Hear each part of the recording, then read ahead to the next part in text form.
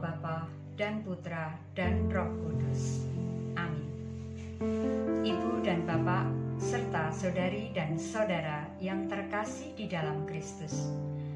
Dalam Mutiara Sabda Allah hari ini, kita akan bersama-sama merenungkan bacaan Injil yang dikutip dari Injil Yohanes, bab 6, ayat 60 sampai dengan 69. Sesudah mendengar semuanya itu, banyak dari murid-murid Yesus yang berkata, "Perkataan ini keras, siapakah yang sanggup mendengarkannya?"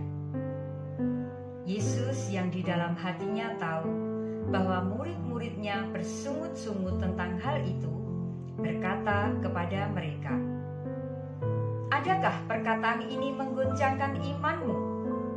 Dan bagaimanakah jikalau kamu melihat Anak Manusia naik ke tempat di mana ia sebelumnya berada?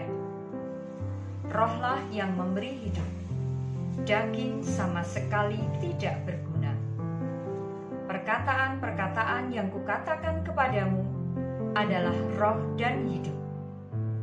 Tetapi di antaramu ada yang tidak percaya." Sebab Yesus tahu dari semula siapa yang tidak percaya dan siapa yang akan menyerahkan dia.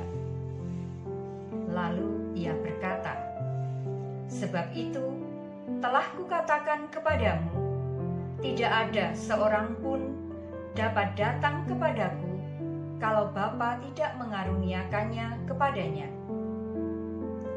Mulai dari waktu itu, banyak murid-muridnya mengundurkan diri dan tidak lagi mengikuti dia. Maka kata Yesus kepada ke-12 muridnya, "Apakah kamu tidak mau pergi juga?" Jawab Simon Petrus kepadanya, "Tuhan, kepada siapakah kami akan pergi? Perkataanmu adalah perkataan hidup yang kekal, dan kami telah percaya dan tahu bahwa Engkau adalah yang kudus dari Allah." Demikianlah sabda Tuhan. Terpujilah Kristus. Ibu dan Bapak serta saudari dan saudara yang terkasih di dalam Kristus.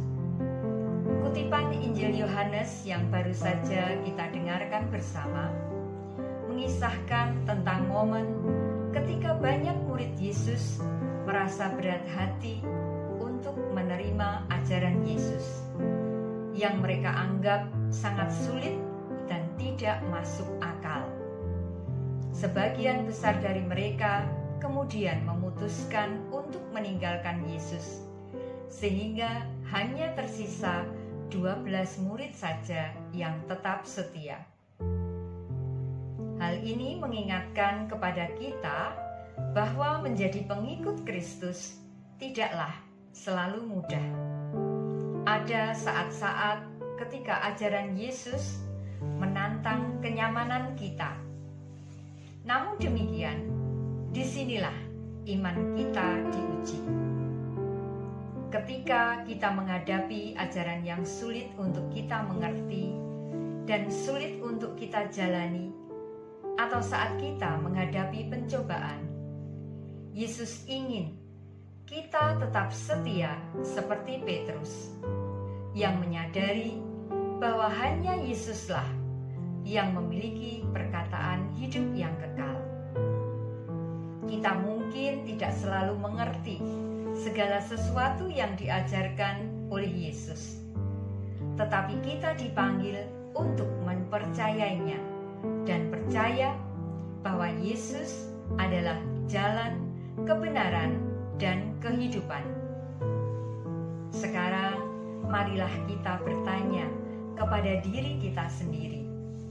Ketika ajaran Yesus terasa berat dan sulit untuk dipahami atau sulit untuk dijalani, bagaimanakah kita meresponnya? Apakah kita tergoda untuk meninggalkan Yesus? Ataukah kita memilih untuk tetap setia dan percaya bahwa hanya dalam Yesus ada kehidupan yang kekal.